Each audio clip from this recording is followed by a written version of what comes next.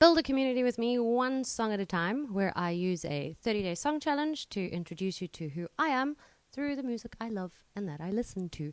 Day 4. I did my random number generator, and it gave me the option of songs that bring you to tears.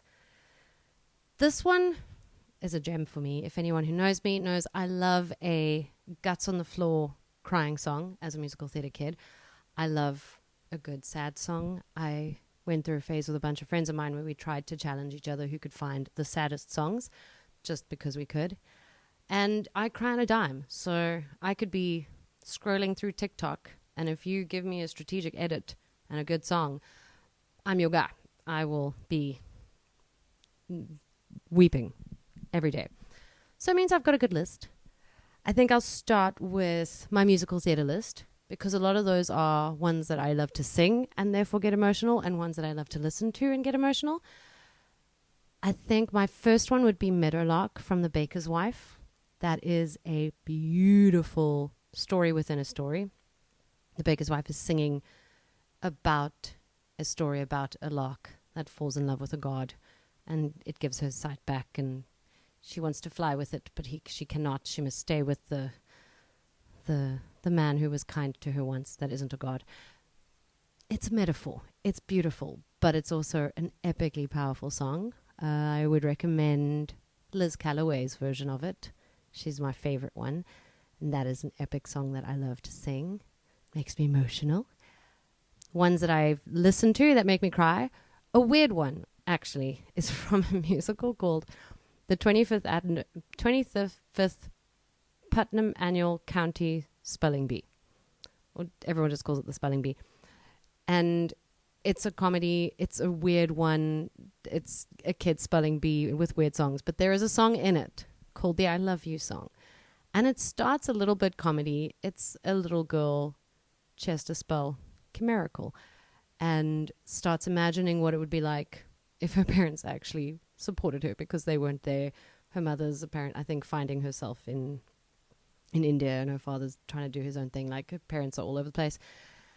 But the second half of it is where it catches you. They break into these three-way harmonies where the mother and the father and the daughter all singing at the same time. It's I love you, and it's layered, and it's about like, will you be there for me, and I wish I could be there for you. And as much as it's stuck in this really little comedy show, it is so beautiful and so moving, and those harmonies really crunch into your heart so nicely. So that's definitely one. And then I have a list here. Last one I would say, weirdly because it's been recently doing the rounds on mine, is from Once, the musical, the song Leave. And unfortunately, because one of the writers, Glenn Hansard, passed away recently, and so that's been popping up on my timeline a lot. And there's a stunning version of him singing it. It's the Cardinal Sessions version, where he's doing it acoustically on his guitar, and halfway through one of his strings breaks and he laughs and he piles it through.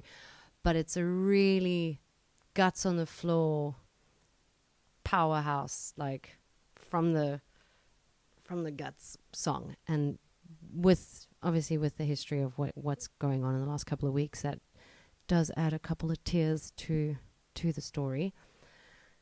Then I will go across the land to my other love and my other obsessions of K-pop.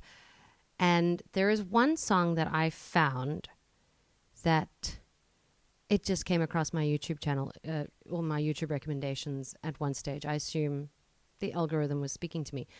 But it's by an oldish group called, I'm going to murder it. It's either Ulala Sessions or Ulala Sessions, but I'm thinking it's Ulala Sessions.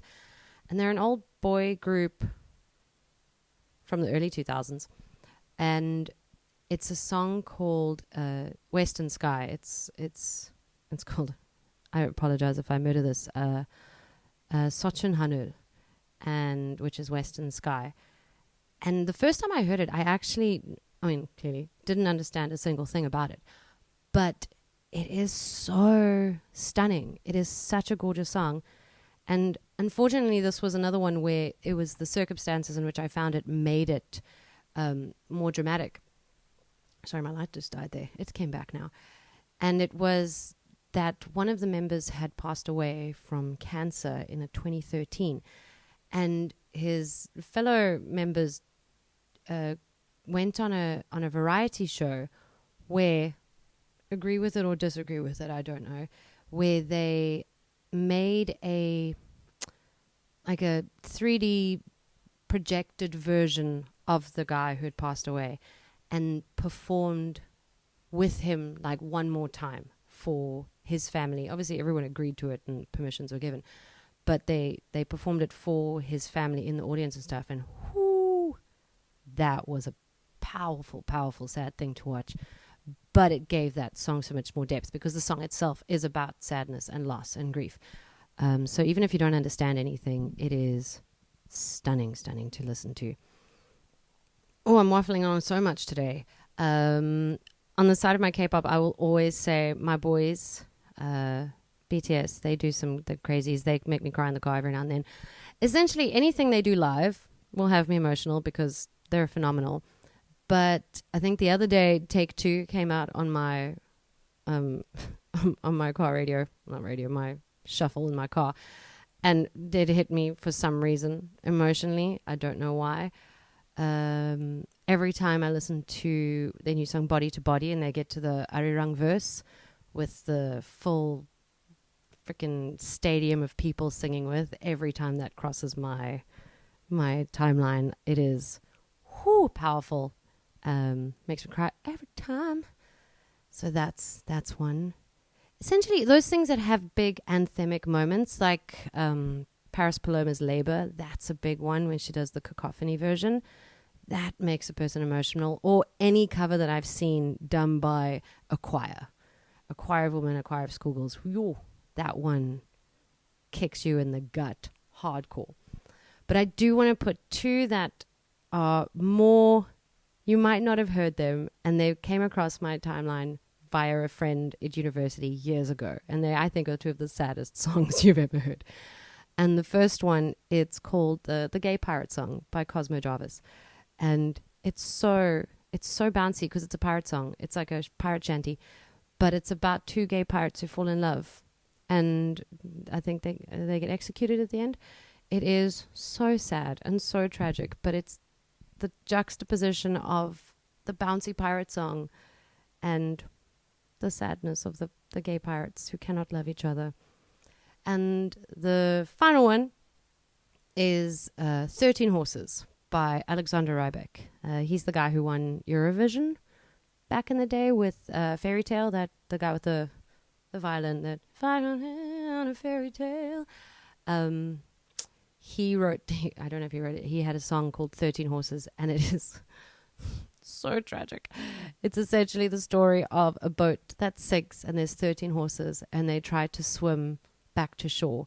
But as the song goes on, it becomes 12 horses, 10 horses, 5 horses, until there's one single horse. And it's just this, it tells you like what's going on in their heads. Like, will their owners be proud of them that they kept trying, that they kept going? And if you want to go cry, that's a good song. And that guy's got a stunning voice as well. So it is super powerful and super heartbreaking. So yeah, that's a collection of songs that make me cry. There's so many beautiful songs. There's ones I haven't even aimed at, like the bulk here, but those are the ones that popped to my head first. So there you go. Happy or the sad listening in the future. Please share your favorite sad songs. I love a good cry for better reasons than actually being sad. Sad song, good cry is a good cry. So please share yours. And until next time,